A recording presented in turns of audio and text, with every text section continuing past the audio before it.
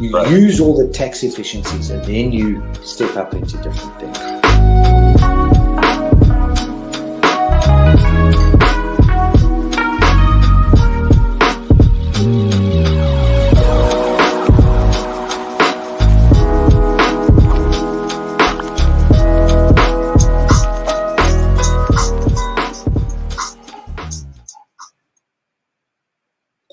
Hello everyone and welcome back to The Happening. My name is Jorge Shaft and I have just been talking about what happened last week in the far-flung country of Afghanistan.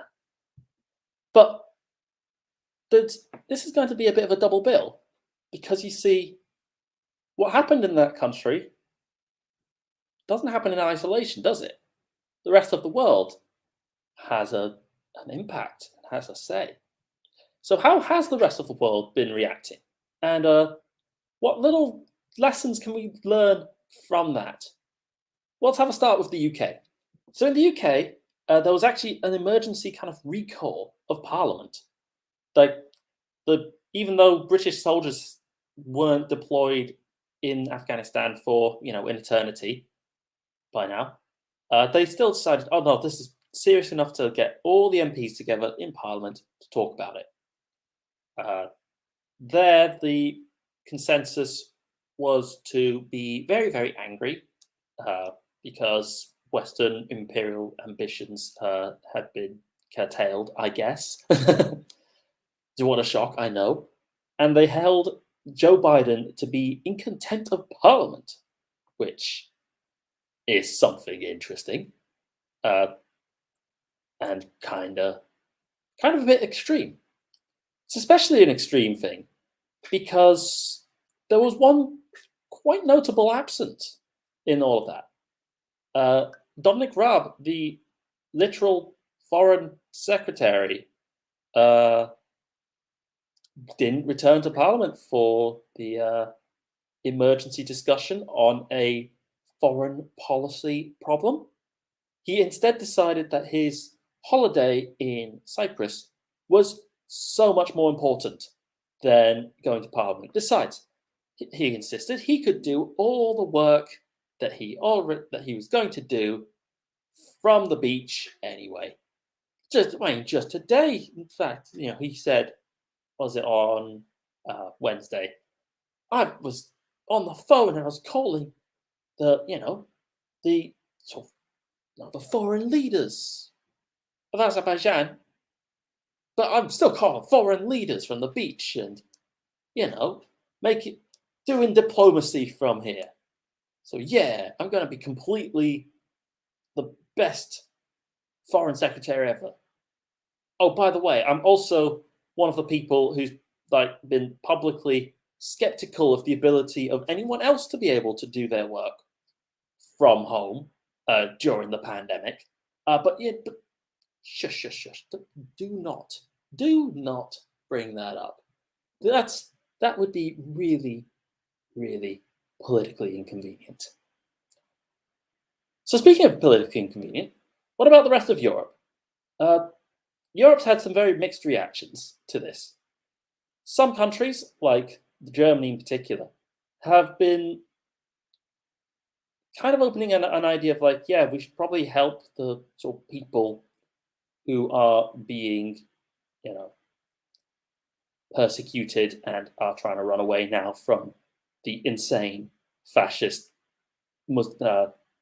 Islamist terror group that's taken over. We should maybe do something about that.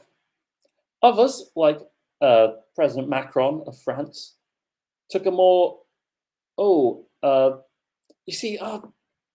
I really should care, but I actually have a big far right thing going on here, and I want to kind of appease those voters, and there's nothing quite like a big hard bash shot against the very idea that any immigrants from anywhere, no matter the circumstances, should ever come into the country. So the humanity. Meanwhile, in the Middle East, a lot of the reaction was a bit more oh my God, there's a country collapsing here.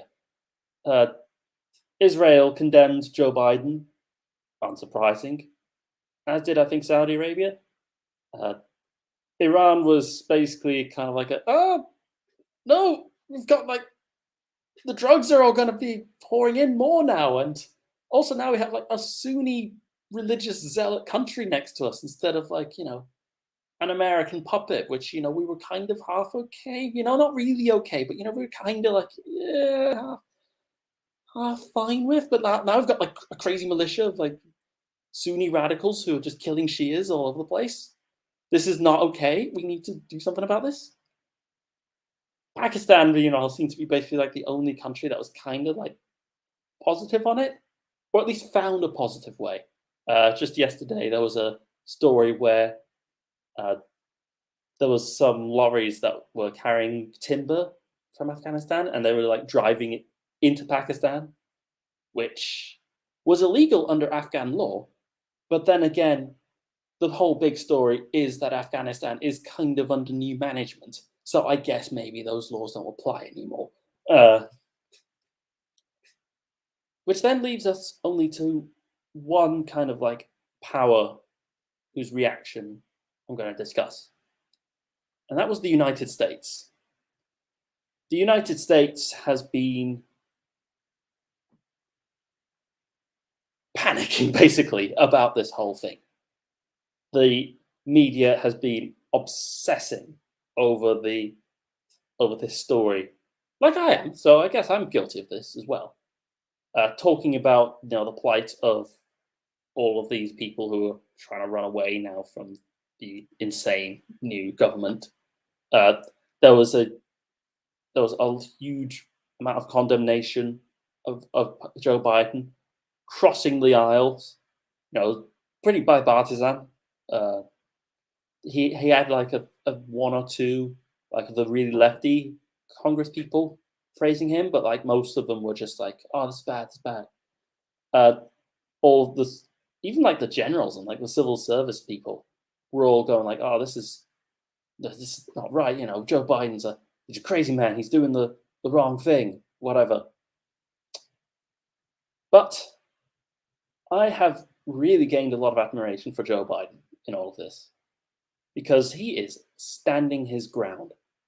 He not only doubled down when he was kind of questioned on it, he then made a sort of like a big speech to the nation where he tripled down on that being the right decision.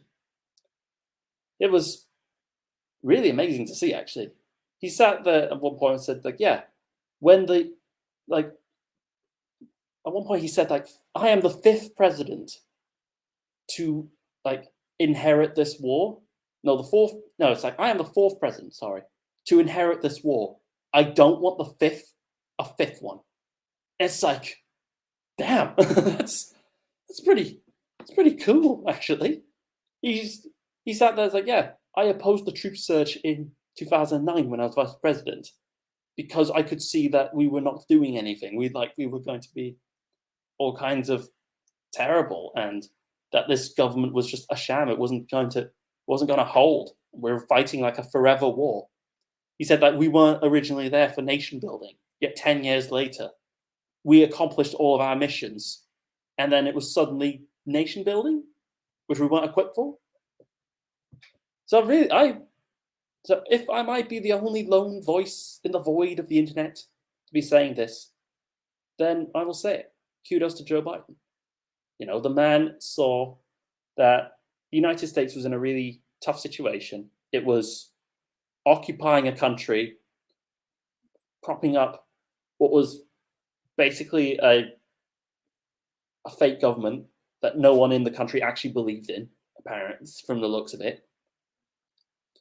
Meanwhile, they were just fighting away this militia in the mountains, which couldn't go away, never did, was having a constant supply of new people.